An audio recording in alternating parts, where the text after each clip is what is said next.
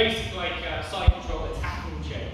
Okay, so if one submission doesn't work, we escape, leads into another submission, and so on. So I'm going to get into my side control here. So what I'm going to try and do, this hand's going to wedge underneath his elbow. I'm going to place my hand flat on the floor, and I'm going to walk my hand up towards his head as much as I can.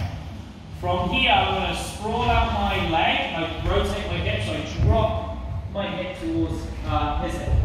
My hand comes up behind his head, I'm going to look to control his wrist. I can use my head, or use my chest, to push it towards the floor, and I'm going to go for my Americana here. So just be careful when you're performing this. Some people like super tight in their shoulders, so my goal is to get his elbow down towards his hip. So I'm going to keep his wrist pinned to the floor, and I'm going to get his elbow down towards his hip. Some people might just tap from that. If I manage to pull his elbow down, all I'm going to do is rotate my wrists, and I've got the Americana there. Okay, so all I'm essentially doing with my wrists is like a reverse rev on a motorcycle, and I rev it there. To get out of that though, he's going to try and punch his arm to the side. I try and maintain my grip. So I've got a straight arm lock here, so I've got the same grip. Then second, the same thing, I think about his wrist staying pinned to the floor. Rev my wrist again, I've got a straight arm lock there.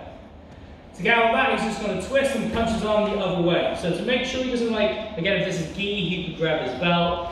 I'm going to try and keep this hand up nice and high towards his head to make sure he's not able to grab his other hand. So from here I'm going to switch grips. So now my other hand comes underneath. I grab his wrist with my other hand and I go for my grip here. If you struggle to grab your wrist here, I can always go two hands on the forearm like this. Okay, well I want this 90-degree bend in the arm. From here I'm going to sprawl out my legs and I'm going to switch my hips. So I come to this like reverse Keza position here. Now I could sit back and push his hand towards his shoulder, go for the tap there. Okay, but as I'm twisting that, he's likely to push into me, so he ends up on top. So from here, to stop him from doing that, my far leg's going to step over his head, and I keep that leg in nice and tight. So again, I still want to try and get that 90-degree bend. I'm going to push his hand towards his shoulder blades. Again, just be super careful. And I've got the Kimura there. Okay, and that's the attacking sequence we're going to look at from now. So, again, I've got my side control. He's got this frame in here, so I'm going to wedge my arm underneath his elbow. I do the spider, so I walk his hand up.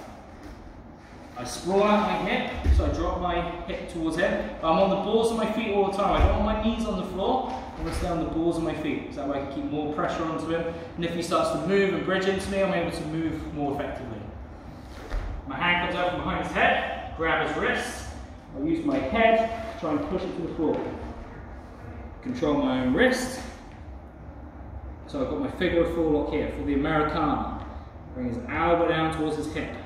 If he still hasn't tapped, rev, got the tap there. From there he punches his arm out. So I try and keep my grip. I do exactly the same thing, I rev, just like before.